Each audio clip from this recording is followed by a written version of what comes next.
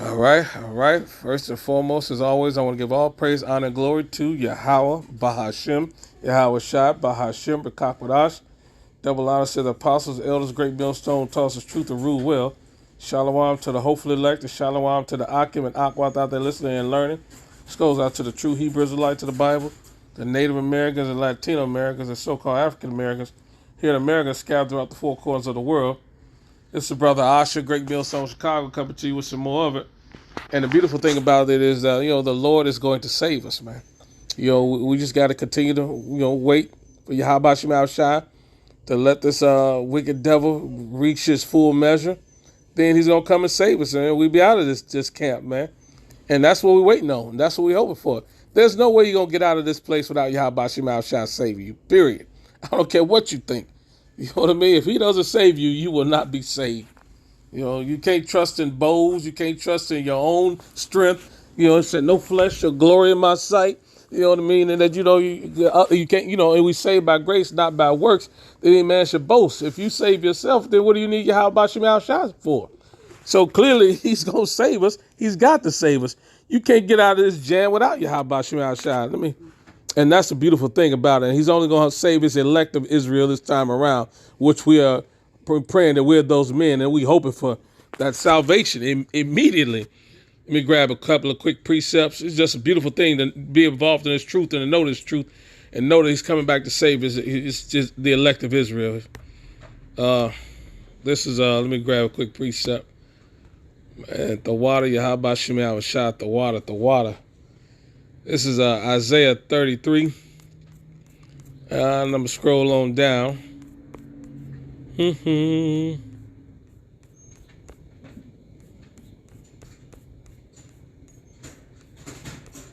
going to go right to my point. It's Isaiah 33 and 22. It says, for Yahawah is our judge, Yahawah is our lawgiver, and Yahawah is our king. He will save us. How beautiful is that, man? He's our judge. He gave us the law, statutes, commandments. He's our king. He's our savior, and he's going to save us. You don't get no more powerful and plain than that. And that's what we need. There's going to be a lot of stuff going on in these last days. And without Yahawashi Shai protecting us and preserving us, we're not going to make it out of this camp. We grab that, This is Job. Da-da-da, let me get this other one. Let me go back to Isaiah. I like Isaiah. Let me get Isaiah 12. And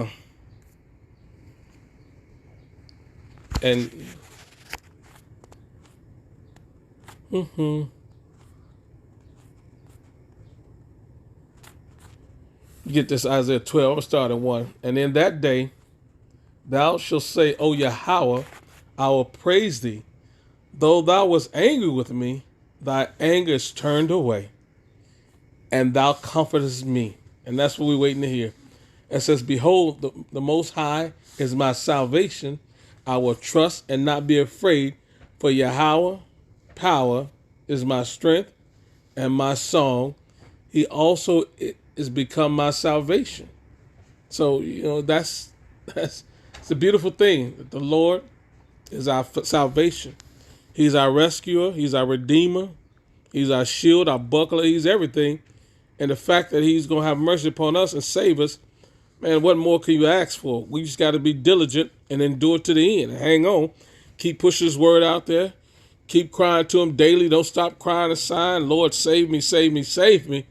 And eventually the salvation is going to come. We grab this, this is, what is this? Zephaniah 3 says, woe to Jerusalem and the nations. Man, it's beautiful. And our redemption. But let me just get down to the redemption. Because we sinned against our maker, so of course we had to serve our punishment. But our punishment is accomplished. You know what I mean? Let me grab that Lamentations. And then I'm going to get back to Zephaniah. Our punishment is accomplished. Now our salvation comes. Lamentations 4. Let me get to the point. It says, rejoice and be glad, O daughter of Uz, that dwells in the Salah. It said, rejoice and be glad, O daughter of Edom, that dwellest in the land of Uz. The cup also shall pass through unto thee. Thou shalt be drunken and shall make thyself naked. So Esau, Edom, self-proclaimed white man in America, this is time for his destruction, and his exposure is being done by the prophets of the Lord. So he's been exposed, his shame about how wicked he has been, and he is truly the wicked of this earth, because the earth was given into the hands of the wicked. Esau, Edom, the self-proclaimed white man here in America, who covered the faces of the judge being the elect of Israel. So he covered the faces of the judges, lied to the whole world, changed his name from Esau to the self-proclaimed white man in America. So that's how it was exposed through the prophets of Israel, GMS, and those who teach a like manner doctrine, who brought out his true history, his true nationality, and his true path for destruction. It's laid out in the scriptures. But the point is that the Lord is going to save us. But the devil, this Esau, Edom, self-proclaimed white man, has to be destroyed in the process of our salvation. That's why it's twofold. But the saving part is what I'm focused on today. It says, the punishment of thy iniquity is accomplished, O daughter of Zion. He will no more carry thee away into captivity. He will visit thy iniquity, O daughter of Edom. He will discover thy sins, and thy sins have been discovered. You're just waiting on it to read a said measure for him to bring down immediate destruction. Let me get to another quick precept, because that's the beautiful part about it. Our pain, suffering, sorrow is over with, and theirs is just about to begin. Oh, it's a wonderful time to be alive. Let's get to Zephaniah, man, 3. What was I at? Salaki. I got so caught up in that other one, man, because what brings joy and tears to your eyes, man, knowing that, hey, man, we ain't got much longer in this camp. You can finally see the light through the end of the tunnel, or you driving on a long road trip, and, you close to the house. You can see, you know what I mean? Like, damn, you driving out of town. Anybody who's ever driven out of town, and you get to that, like, 30 minutes away from your house, you see it in the horizon. You're like, man, I'm almost home. That's how we feel about this truth, man. Lord has almost got us out of here. It's Zephaniah 3, and I'm going to get to the point. This is Zephaniah 3 and 5. Yahawah hath taken away the judgment. He hath cast out thine enemy. The King of Israel, even Yahawah, is in the midst of thee. Thou shalt not see evil anymore. And this is a future promise, that we're not going to see evil anymore. He's going to cast out these devils, what it said in Lamentation right before us. And he's the King of Israel, Israel only. It says, in that day it shall be said to Jerusalem, fear thou not, and to Zion, let not thy hands be slack. It says, for Yahawah thy power is in the midst of thee, is mighty. He will save. He will rejoice over thee with joy. He will rest in his love. He will joy over thee with singing. And that's what we're looking for, that salvation.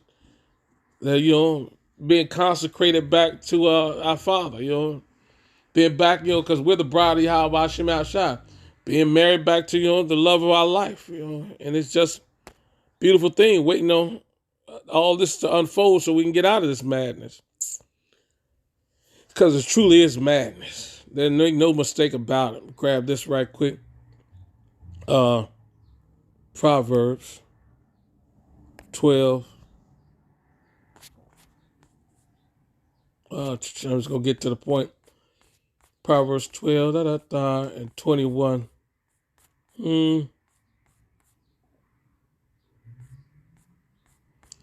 There shall no evil happen to the just, but to the wicked shall be filled with mischief. So no evil is going to befall the just, the hopeful righteous elect of the Lord.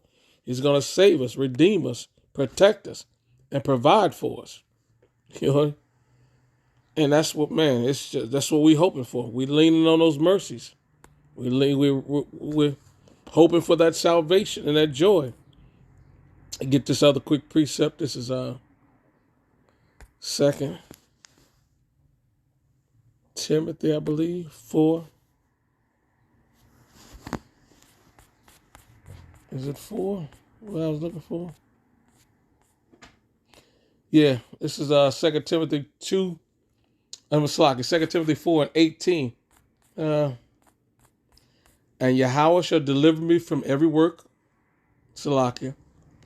And Yahawah shall deliver me from every evil work, and will preserve me unto his heavenly kingdom, to whom be glory forever and ever. Amen. And that's what we working on. That's what we're hoping for. That's what we're sighing and crying for. to be delivered from every evil work and be preserved into his heavenly kingdom, our salvation, our redemption. And that's what we're praying for. And he's going to do it. His word is not going to return back void. It's going to accomplish everything he said it was going to do. And that's the beauty of Yahawashi. Grab this as Isaiah 25. I was going to get straight to the point. Oh